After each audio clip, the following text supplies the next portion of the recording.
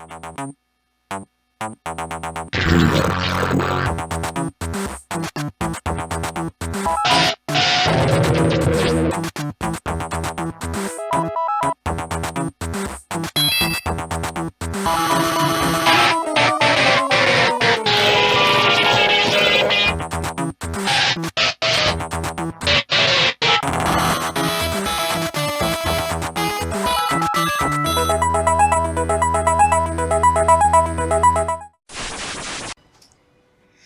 welcome back. We've got a new game for us today. This is a 2015 release from 2 years ago.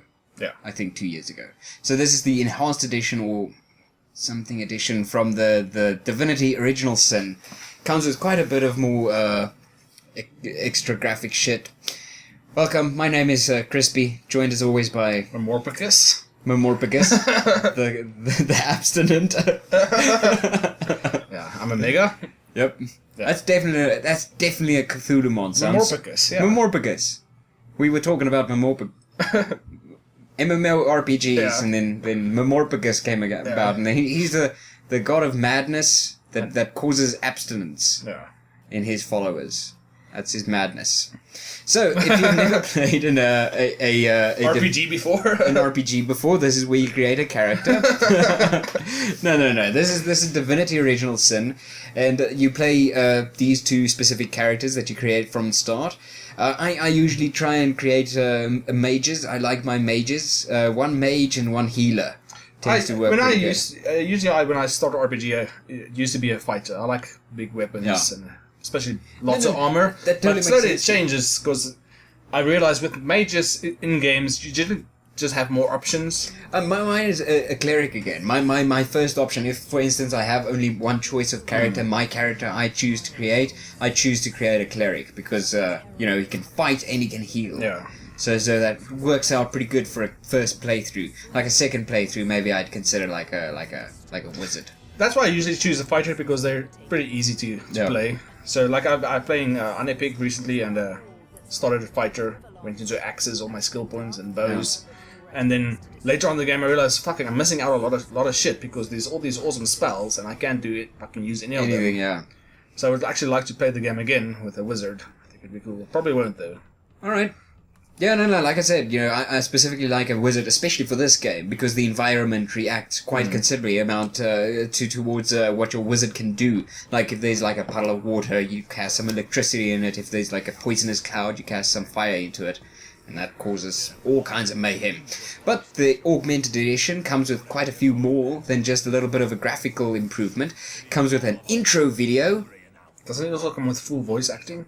And full voice acting. That's quite impressive. A nice upgrade. It is. I personally said, if Divinity Original Sin came with voice acting, I would play it a lot more. That was a little bit true. I played it quite a lot more than I did the original, but the voice acting gets on your nerves, actually. What? Because there's a lot of fucking voice acting. Yeah. A lot of it. All those long paragraphs and shit you had to read previously takes twice as long now because you're not reading it, somebody's reading it for you and doing it dramatically. So it's not like a fast read-through like you do every time you actually play an RPG. Just give a quick read-through yourself, get quick understanding, good to go. Now it's like with dramatic flair. I have to admit, even with I like games that has voice acting. If I play a game that hasn't voice acting, it feels like a fucking chore. But even if a game has voice acting, I would still read it faster than they would say it, and I would skip through the stuff. Now there's certain differences, okay? This game was never designed to actually be fully voice acted. The voice acting is just a bonus. The game was never designed to be like that. It's just a bonus now. But a game like, say, Mass Effect, also a lot of the shit in it. There's a lot of backstory, there's a lot of story in it. But it doesn't feel tedious to listen to people. It's like there's actually a conversation going on. But this feels tedious to listen to the people because they say a lot. So I never played Mass Effect. Would you say that... Can you compare the backstories to something like this or Baldur's Gate? No, not really. Because... That's why I say it's difficult to... Because these games, the story is really heavy. Yeah, no, we're talking about the depth that you go into any ruined fucking house and there's probably a story about that ruined house you can find somewhere. This is the type of depth you're looking at at a game like this. I mean, this game as well, I mean, over the top with depth. Over the top. As all of these RPGs usually are. Would you say there's something as too much depth? Yes, there's definitely something as too much depth. Witcher 3 is a very classic example of a game that has far too much depth. The fact that every fucking person in that game has like a 20-page summary of what their character happens to be and what their backstory with your character happens to be, it really gets fucking annoying, especially in Witcher 3, because you meet a lot of people that you have this massive history with, but you don't know. Sure there's a lot of people who like disagree with you on that. Of course. No. There's definitely people that love that type of depth in a game. I'm unfortunately not one of those people. I like a game that actually finds a balance, you know. Yeah, I would agree with you. Find a balance, that's fine, you know. I just want to have fun when I play a game, and it's not fun for me to read essays. I mean, I love the depth of games like Pillars of Eternity, but if it was more balanced between having a lot of depth and just little more less tedious, it would have been better. You know, depth is fun and all that, but depth is pointless if it doesn't lead anywhere. Yeah. You know, if there's all this, all the shitload of extra stuff that's put into a game, but there's actually at the end of the day it doesn't matter. You know, it's nice to have that, I guess, but if you feel like you gotta do all that shit because you want to finish the game, that's annoying. Yeah. Anyway, we were talking about Donald Trump and the fall of America. Yeah. Oh. Yeah, Donald Trump. Probably going to be president. Like I said, I can't believe... if you're telling me that he's actually, like, running ahead with some of the votes.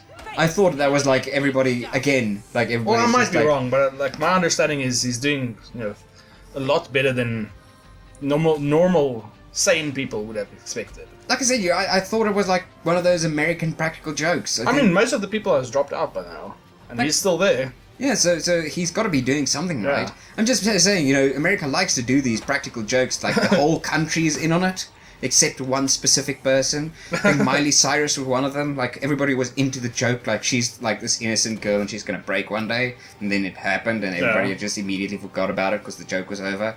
So, it was just a joke. And like the whole country decided it was going to be a joke. I thought this was the same thing. I thought the whole country decided, we're just going to play this whole joke on Donald Trump. We're going to make him think he's going to be president. What a fucking idiot. So it turns out, no, people actually want him to be fucking president. Americans are really, really scared. What's he gonna do? Take off his hair? He's gonna build a wall to keep all the scary stuff out. Or he's just gonna open the Pandora's box underneath his hair. Just let out all the souls of all the people he's crushed throughout his career. He's a funny looking guy. It's gonna look like one of that. Can we just take a moment and just... speak about how funny looking he is. He's certainly funny looking, but I'm saying still, he's going to open his hair and it's going to be like the scene from... It's going to be Hitler. It's going to be a scene from the Lost Ark, where the people's faces melted. It's going to be the exact same thing. I think he already did that to a few politicians. That's why they're too afraid of him. It's actually just Pinky and the Brain. It's just Pinky and the Brain, yeah. There was an episode where they had like a man suit, I think, that they controlled. And I remember that episode because that was the closest they got, I think, to actually conquering the world. Was using the man suit. Yeah. I remember that episode. Actually. So, as you can see in this game, everything is also like quite movable. Like you have quite a bit of control over the shit, and that's like all Divinities is like that. Yeah. I played I love the first Divine Divinity. I mean, I played that game a lot. Yeah, no, I know you like your pause and play games, but unfortunately because it was pause and play, I didn't really... That wasn't really pause and play, though. Wasn't it pause and play? Not really. I mean, you had one character, so... Oh, yeah, that makes a lot of sense. But it was... I can understand, it was a pretty difficult game to get into. Yeah. Because it was fucking difficult. It was a very hard game. Another thing that's really tedious about that game is that you had stamina like the old RPGs had. Uh-huh. So... You have to run and stop, run and stop. You get these items that turn you into animals, these statues, and one of them are like a frog.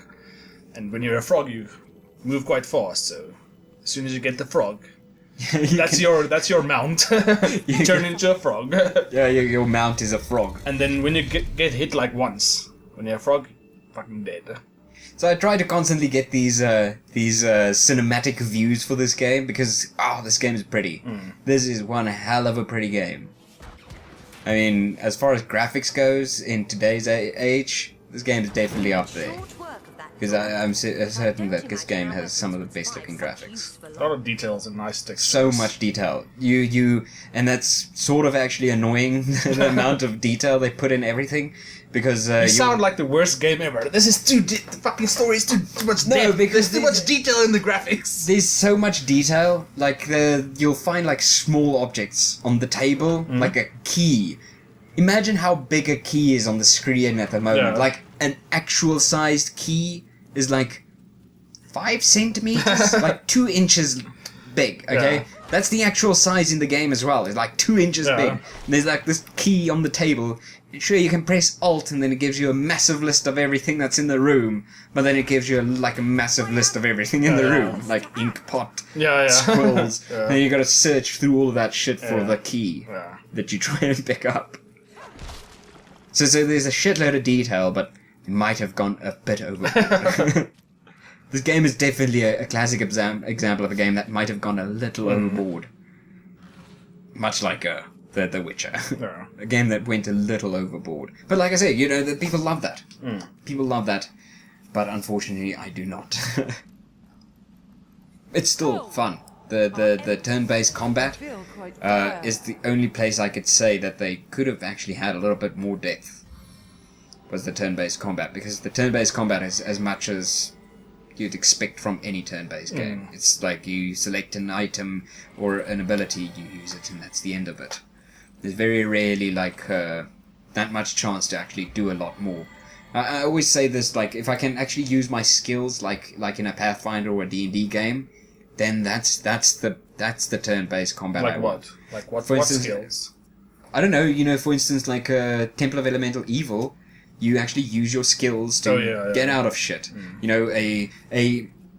A toad might not just jump up to you, like a giant toad might not just jump up to you and bite you.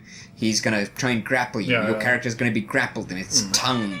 There's going to be more happening than just one... Standing next to each other and just... using abilities. Yeah. At the end of the day, this is pretty much what it is. It's still just you clicking on abilities and using them.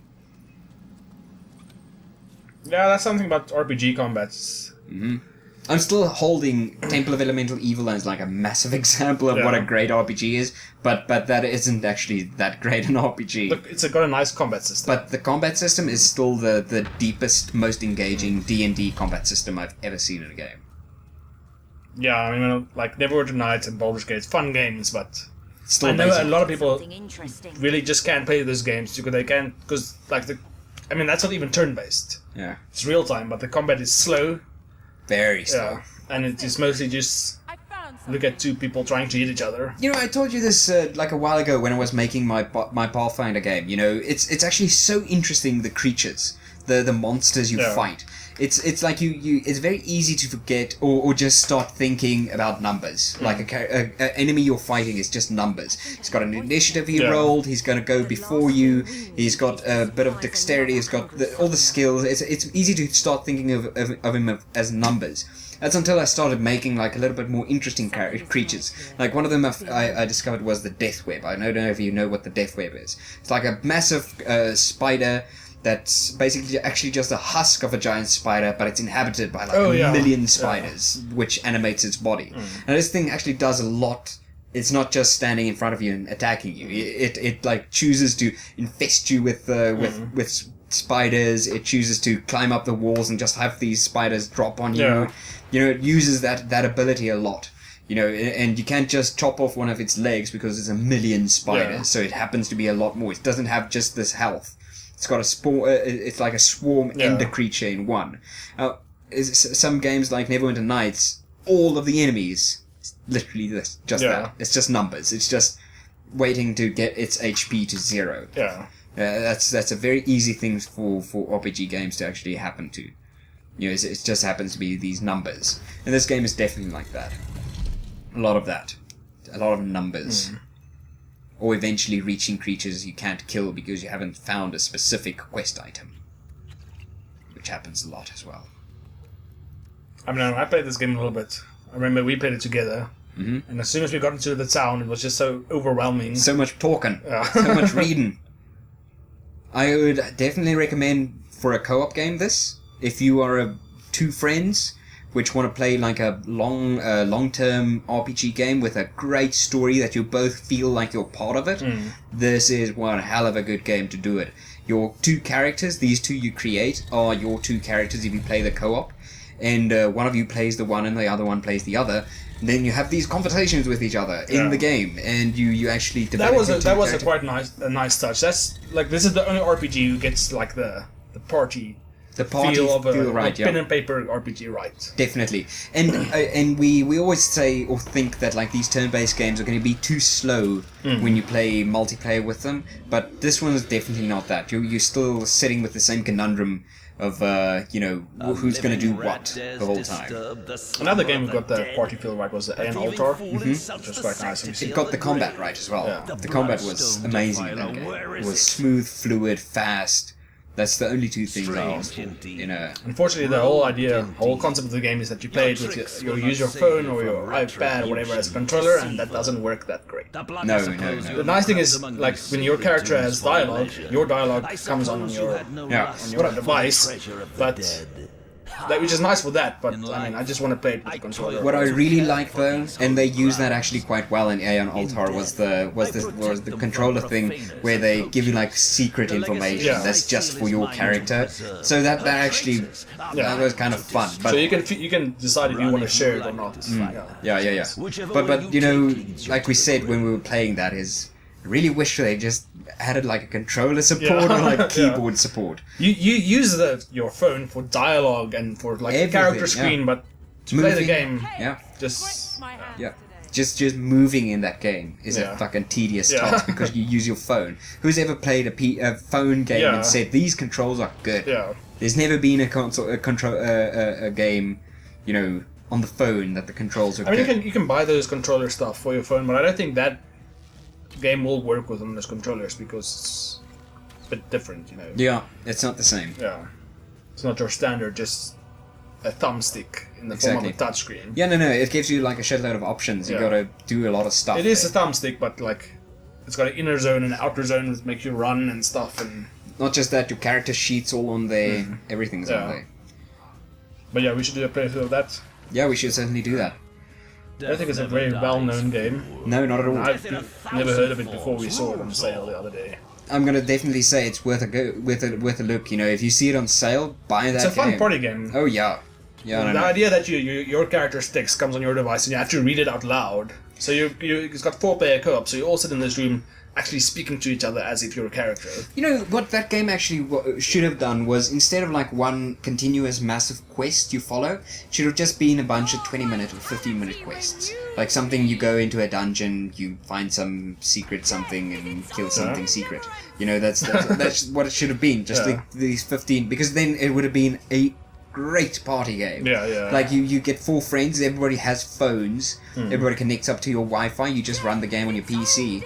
And there you go. You play a little bit of Aeon Altar. You do a quick quest. Yeah, it's difficult to get 4 people on like a regular gaming thing. Exactly. Not just that. This game can't be. The Aeon Altar can't be multiplayer over online. Yeah, it's just local. Yeah. So it's only local. Everybody has to be in the same room. For the story to continue. Yeah. Whereas if it was like 15 minutes, But I would like to say, man, maybe we should try getting a gaming group to play that like once a weekend. Yeah, we're having trouble getting people to play D&D. But I mean, it's easier to get a group to play a video game. I mean, D&D. I will trick people into coming to the D&D game by telling them they're gonna play some games on the PC. Well, we've got some hookers and drugs and shit. Yeah. Instead, it's just D&D. Yeah, I should probably just say there's gonna be free chocolate, and then it should also work. Free booze. That will also work. I wonder, is our friends more partial to booze or chocolate? Booze. Definitely, okay. So, ladies and gentlemen, this has been Original Sin. I certainly hope you guys enjoyed this. That was a quick look at the trailer, the tutorial mission. Hope you guys enjoyed it. Like I said, it's definitely worth a go if you guys enjoy RPGs. One of the best, I would say. Most certainly. Really impressive. Yep. Cool. Bye then.